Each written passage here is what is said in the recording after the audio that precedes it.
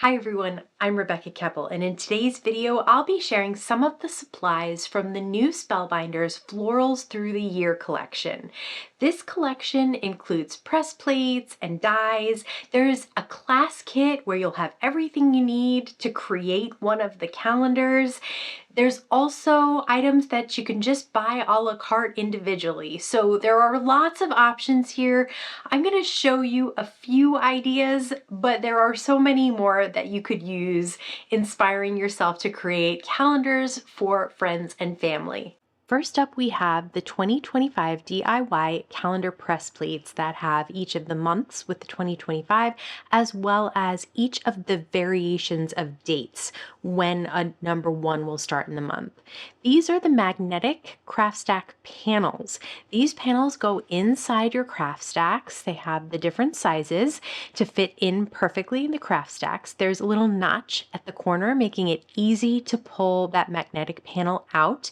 Now, because that panel is magnetic, you can put either your dies or your press plates or your hot foil plates on them, and they will magnetically stay in place so that when you move around your craft stacks, your dies are not flinging all over the place inside them. So you can see that this larger version of the magnetic panel will fit all of these little pieces, hold them into place so that while you're working on your calendar, you have everything at your side. But even if you turn it upside down and shake it, they are not going anywhere. So these are great, strong magnets that will help you stay organized while you're working, which is what is so nice to create something like this that's going to take a little bit of time to work through. You'll have everything at hand. I'm also putting the press plates for the florals through the year on so that I can just grab each month as I go. So next up, you'll see that you can just close up that panel, that craft stacks, just like you normally would, shake it up, and those press plates are staying in place on the magnetic panel there, and they fit perfectly inside. So let's create some calendar sheets here. We have the days of the week, we have the dates. I also have February, or it's January 1st and 2025, and I'll tape a piece of the BetterPress paper on the clear panel, and I'll flip it over and I'll run it through my die cut machine. So if you have a BetterPress machine, you know that there's no perfect sandwiches. This is the only sandwich that you need. And it's just that magnetic panel on the bottom and then that clear plate that magnetizes to the top. Very simple, no learning curve whatsoever. And look at how perfectly that creates that pressed in image with the ink. So once I have that done, I'm going to start at the top with the January and then the name of the flower for January, which is a snowdrop. And I'll do the same exact thing. I've kept that paper in place. I'm not moving the paper until I'm fully done with this. So you can see now it has the January and the name of the flower. Here is the flower. And so I'm using two different colors of ink, one for the leaves and one for the flowers, and that will create a two-toned effect pretty easily. There might be a little green on the flower. That's okay. No big deal. And actually those snowdrops sometimes have those little mixed colors, white, yellow, a little bit of green. So look at how pretty that is. Such a beautiful calendar page.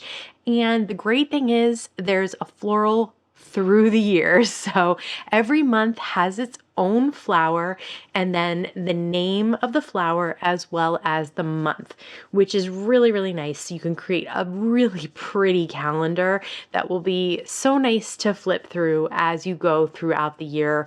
And these would also make great gifts. These are just great DIY calendars. Here's violet. So I have a purple that I grabbed from Altenew, and you can use other inks besides the BetterPress inks if you want to.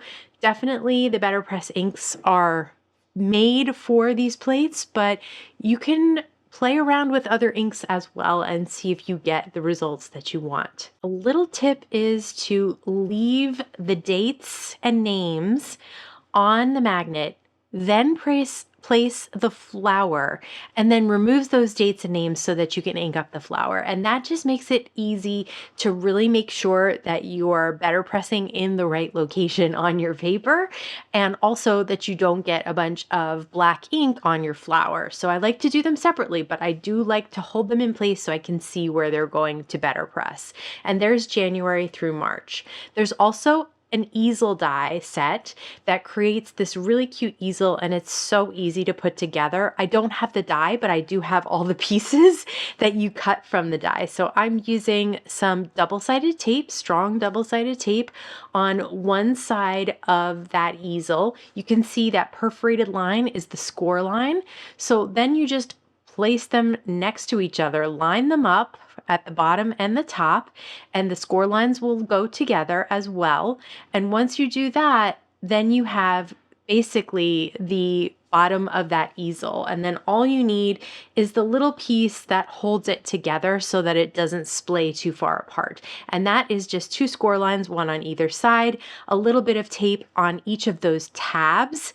And then I'll show you exactly how it lines up on the easel as well. Everything is very simple. And those are the only three pieces that you need to create this easel, which is so simple. You can cut it out of any color of cardstock. You could even cut it out of a really thin chipboard so that you have a little more sturdiness there, but check that out. So the little tab just lines up perfectly at that place on the easel above that little notch area, and then just hold it into place, and that's it. That's the easel. And then this will hold all those calendar pages. So now it might be easier to just place one at a time, but you can see I've got a couple in there and it's holding them up nicely. And look at how pretty that looks when you have the little pages on the easel. So it's a great gift, like I said, but it's also just something nice to create for yourself to be able to flip through the months of the year. Another option is to use some dies to decorate those individual calendar pages. This is Rocky the Dancing Yeti, and I wanted to use Rocky on one of the calendar pages. So I just wanted to show you quickly how to put him together. He's got the base body, then a face and a belly that shows that little belly button, which is so cute. I've also cut him out of white so that I have whites of his eyes to place into those open spaces there. And there is little lines or sides of the eyeballs that are straighter, so you can tell if you have it straight inside that opening there, which will make sense to you when you're putting them in there. They're not perfect circles. So next I have a little bit of white that I've die cut the tooth out of. I'll place little dots of adhesive on the eyes and then place the pupils in the center there. There's also different accessories that you can use for Yeti, and this is earmuffs. I also have a mug with some whipped cream in it. So a bunch of layering dies. You can see there's horns, different horns at the top. I'm using these smaller horns, but there's also those large horns that I cut out in black there. So just depending on what you want your Yeti to look like. There's also little claws for the hands and the feet. They go underneath the arms and the legs, and then just a little liquid adhesive on the end of the arm and place that underneath the Yeti. I put the little mug on top, and then I was going to call them earphones, but they're actually muffs, ear muffs.